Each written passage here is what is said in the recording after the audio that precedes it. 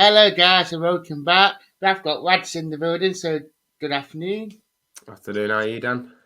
I'm very well, mate. How are you? I'm very good, thank you. Looking forward to the weekend's game. Just discussing Forest. It's always interesting, isn't it, when we have one of these debates? Lots to get into. So Yeah, it always is, especially about Forest at the minute with everything that has been going off since we last spoke to a fair. I mean, losing to Fulham, beating Leeds, also got probably the best team in England on Saturday.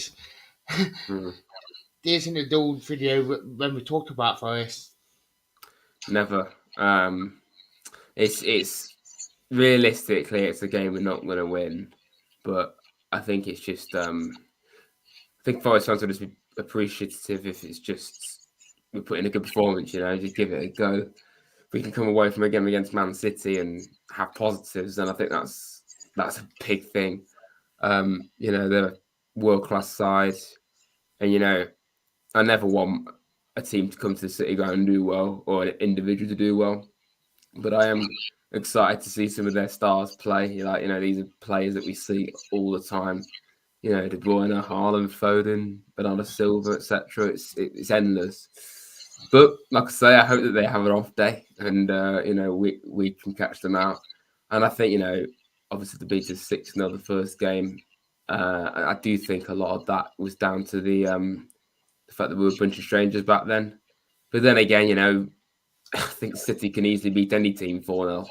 They've beaten Chelsea there 4-0 this year, and they beat Chelsea. I think they beat Chelsea 6-0 at one stage as well there once, and they can beat anyone heavily because they're that good. So it's nothing to be ashamed of losing 6-0 to them. I don't expect it to be as bad as that this weekend. They could still score a few, but I don't think they'll batter us like that. And I think at the City ground we've always got a chance. It's a fortress for us this year. It has been for a long time. So, if we're going to win games this year, I think it is at home. We need to win more away for sure. We've won one and drawn a few, but we need to be winning more. But obviously, we've got to take advantage of these home games. I think even City will come to the City ground and, they will know it's a hostile atmosphere.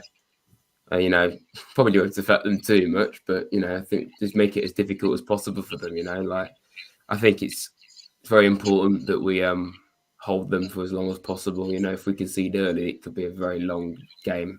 If we can hold them for 20 minutes at least, then maybe we might get a foothold in the game and it might go differently to how we might expect. So yeah, that's what I'm hoping, that we keep it tight, the whole game, but particularly at the start of it, because I think conceding early would be a killer for us. So I'm very excited for it, but very nervous as well because it's Man City. I think everyone will be, especially with the quality that they've got. I mean, the realistic positive thing that we could take as well is that they played last night against Arsenal, and Yeah, I mean, it was a bit of a changed team from what they had, but obviously that enormous quality across the pitch, that get yeah, quality in. it has to be done. But yeah, I mean, I saw some people saying that City might rotate against us because they've just played against Arsenal and they've got Leipzig next Wednesday or Sunday in the Champions League, so they might be tempted to rotate a bit. Only knowing Pep, I don't think he will. I think I think they'd be stupid to rotate because even though they're much better than us, this is where we do stand a chance of winning games. And from their point of view, that they've been working hard to get past Arsenal.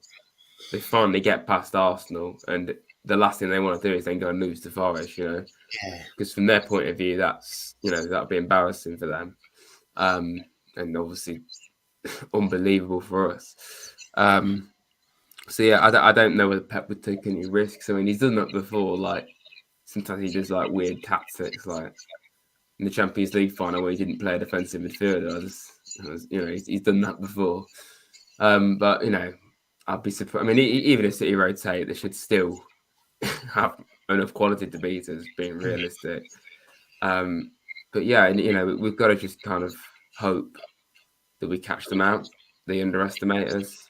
Maybe they do rotate, and that is going to weaken them enough for us to get the better of them.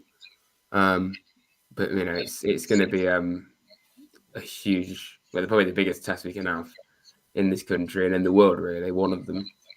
So yeah, it's going to be interesting. I don't think that they will rotate much, but we'll see.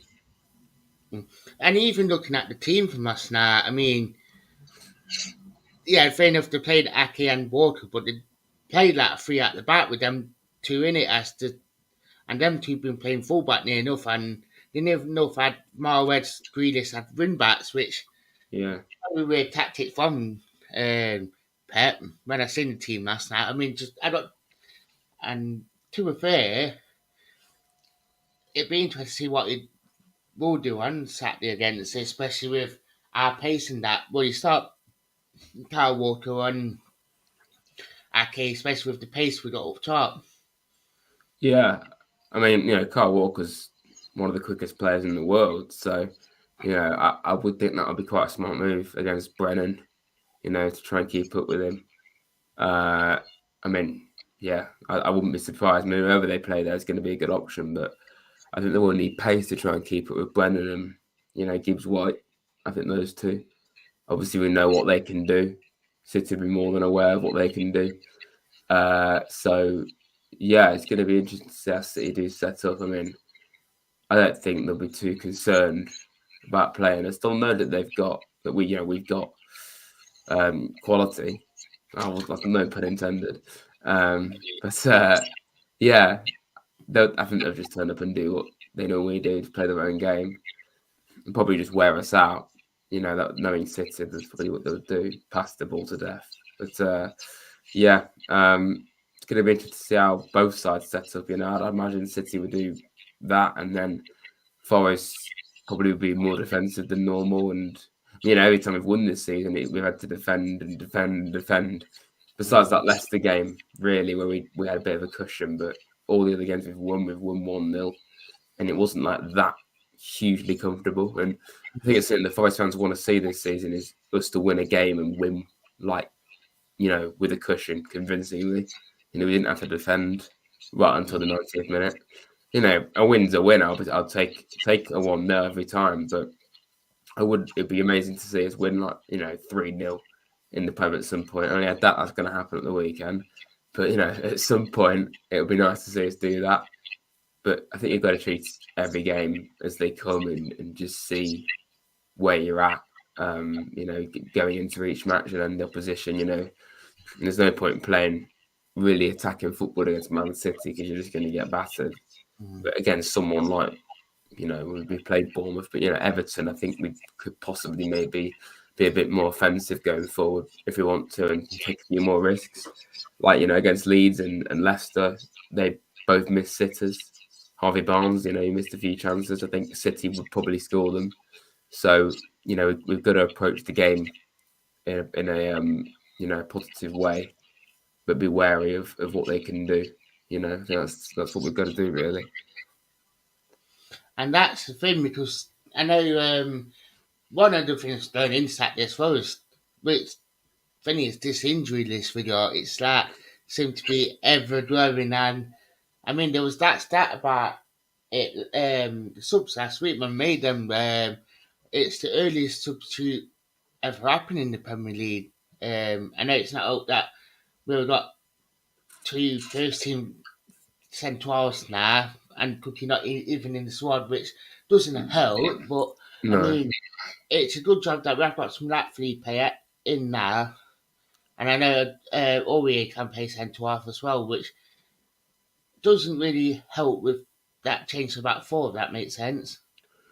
Yeah, it's going to be fascinating to see how these centre backs pan out. It's obvious it's going to be Felipe and Wall now starting for the next few games, and I think it's of all the times to get two centre back injuries, it's probably now because Niakate is coming back. He's coming back at a perfect time. we really need him back. I think we've missed him. Not every game, but we know what quality he's got. He's obviously looks fantastic, brick wall. So yeah, hopefully he can add some quality to us and fill the void of McKenna and Folly. Um, but yeah, I don't think Cooper will be too concerned. But I do feel sorry for Steve Cook because, like, he's wasn't picked for the squad, probably rightly so.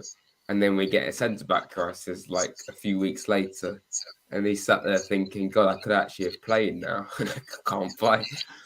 So I do feel bad for Cookie in that regard. And I don't think he would have been a viable option really. But it's when you look at the numbers, going down in centre back options, and you got Cook that can't even play. It's a frustrating rule that the Premier League has, but I get why it's a thing. Mm. I mean, we might get radical. We might even play players at centre back we've never seen play there before. Like, Yeah. Maybe Aurier could go there, and I wouldn't be too against that. We could actually use Nico because I think Nico deserves to be playing at the moment. I think he did well against Leeds. Mm. And he's still great. I really like Aurier, but he's kind of declined a little bit, hasn't he, the last month? Yeah. I mean, I think it's temporary. He's a class player. But I think Nico, it's giving him a chance to maybe get back into the side. He got 90 minutes against Leeds. I mean, like I said, I think we saw last season actually a few times. Yatesy was like drifting between centre half and midfield. So maybe when Yates is fit, we could see Cooper do that like sweeper midfielder kind of role. Yeah. Where he like drifts between the two. I think Yates could do that. It's not ideal, but I Mm. think Yates has got he has got like a defensive kind of side to him. And even now, I don't think we'll see that, especially at the moment because he's out. But yeah, it's unbelievable the amount of injuries we've got, and if Cooper manages to keep us up, so not even like close to relegation because we're not really close to it at the moment, and it would still need to be very wary. It's just emphasises yet again what an achievement it is. The way he got promoted, then start signing all the players and gelling it all and learning the Premier League on the job, and then having to deal with like a starting 11 worth of injuries, more than that at the moment. That's huge testament to Cooper that he's managed to do that again. He's found a way. We've got key players out at the moment. The centre backs. Got 3 centre backs out at the moment. Well, yeah, if you count Bianco, there's 4 centre backs there. So there's so many, and it's really sad that we've not really seen once this season our absolute best starting 11 actually being played. It'd be great to actually see it in action at some point, but hopefully we do at some point. But got to get through these injuries. Yeah. Definitely. I agree. And the other thing about it is that centre midfield. I mean, we've seen against Leeds when Colback came on.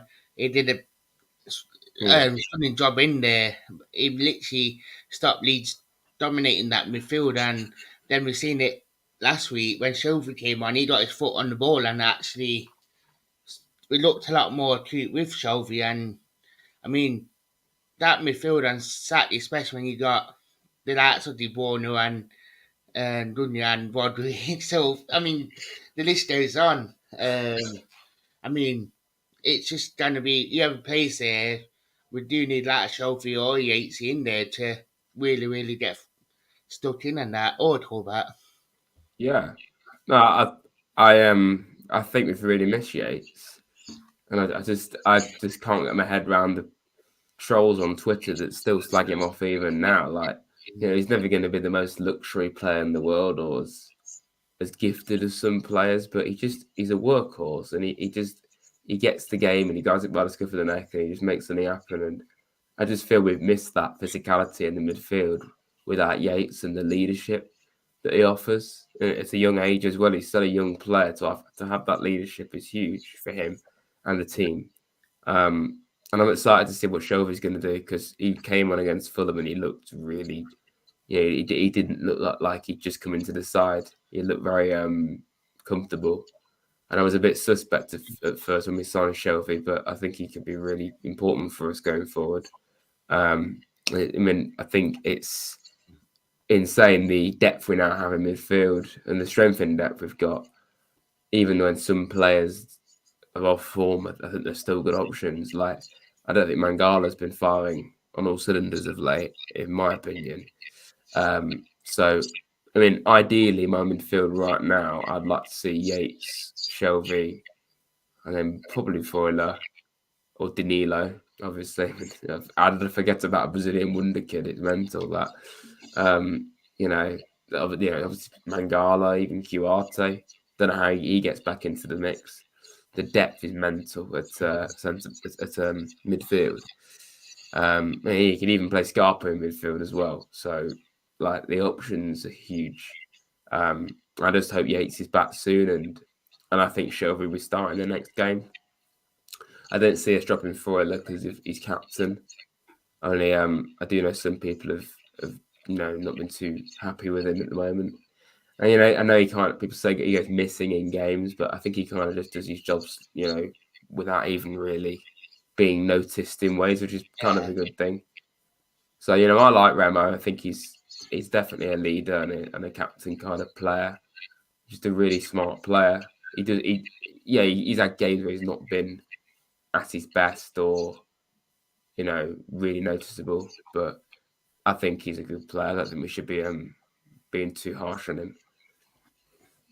Mm. So, yeah.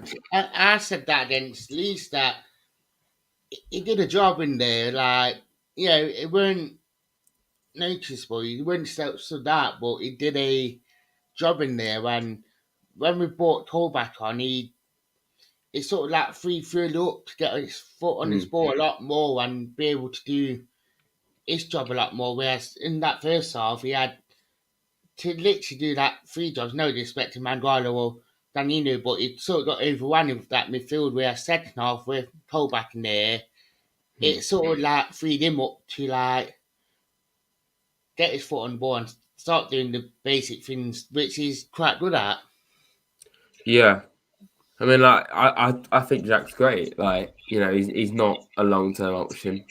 He's 33 now, but he's been an incredible servant to this football club, and I've not got a bad word to say about him. Like, he was on loan to us initially. He's been with us a long time, and apart from under Houghton, but that was probably because he hadn't played football for a year and was then being coached by a manager that wasn't fit for purpose.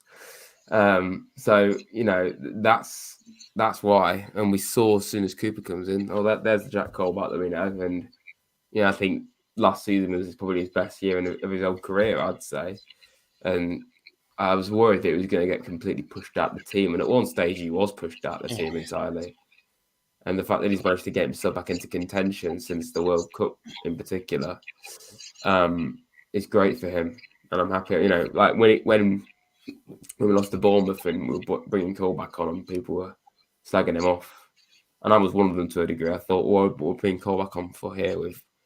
I think we let the lead slip by then. I think it was 2-2, and we're Yeah, bringing on a defensive midfielder. So I didn't really understand why we did that. And none of the team played well that day, but there's a lot of reasons for that. But he will do whatever the Cooper asks him. If he asked Colback to play at centre back, he probably would do. Like he's just so versatile and a leader, really. So not got a bad word to say about Jack. If he needs to play, then he will do. yeah. After that comment coming, I know we spoke about it earlier about Serge at centre back, Nico right back. Um, Yeah, I mean, yes, Serge, he's got the pace and physicality to be a centre back. Maybe he's not got the height of a centre back, and I think he's probably he's better on the flanks. But so yeah, it's not ideal to play him there, but I wouldn't be against it if we tried it. Like I kind of thought against Leeds that he may have been playing now in the second half because I saw that we brought him on but kept Nico and Renan on the pitch, and yet what we actually did is he put Nico on the wing, didn't we? And then we kept Loddy yeah, on. And it was interesting how he did that. I think Nico works well on the wing, and obviously, Serge went to the right. So yeah, I think it's good that Nico can play further forward, and that allows Aurier to be able to play.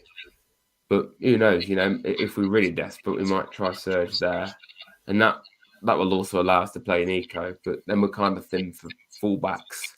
We've only really got Toffolo after that.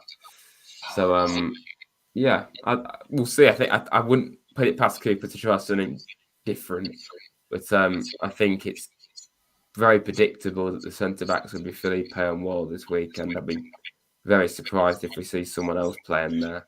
Wall's the captain. Felipe is obviously an incredibly experienced centre back.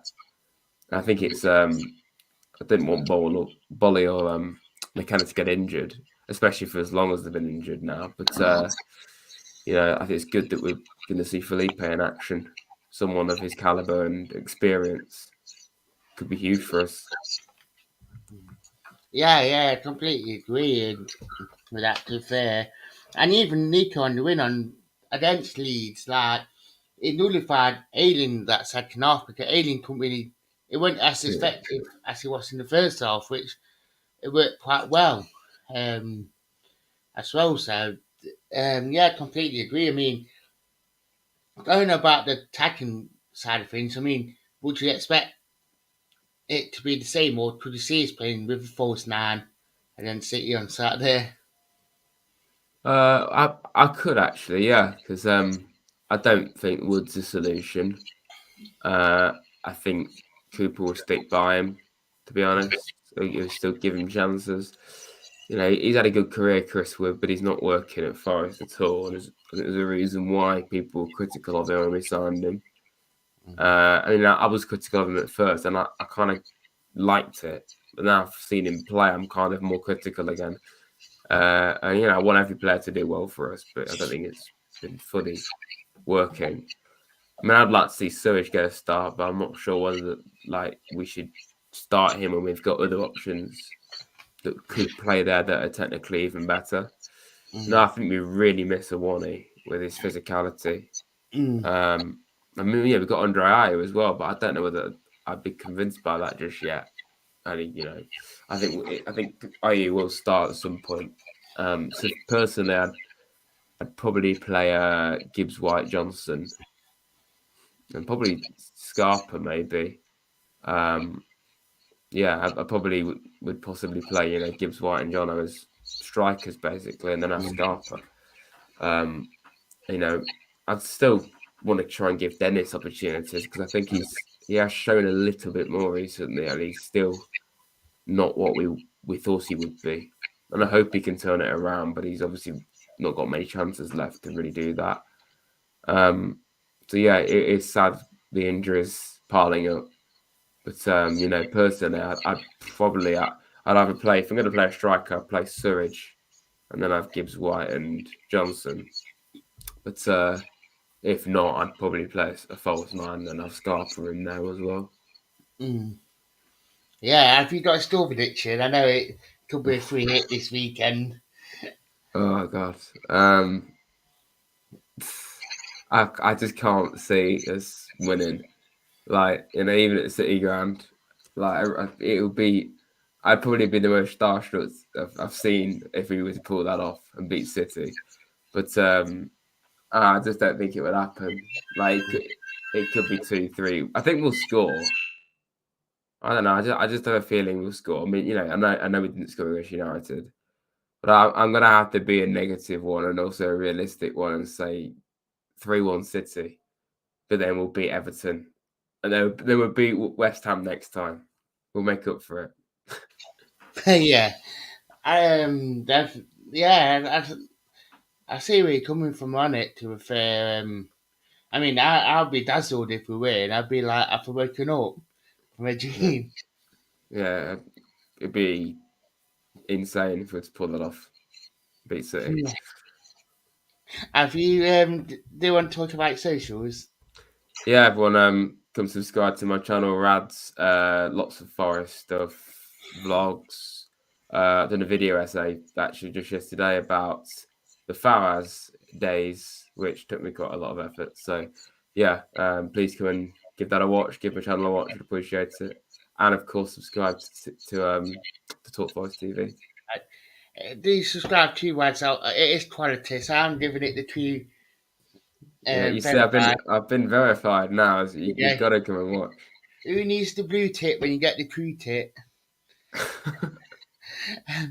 So I'd like to say thank you for watching, guys. Have a good day and up the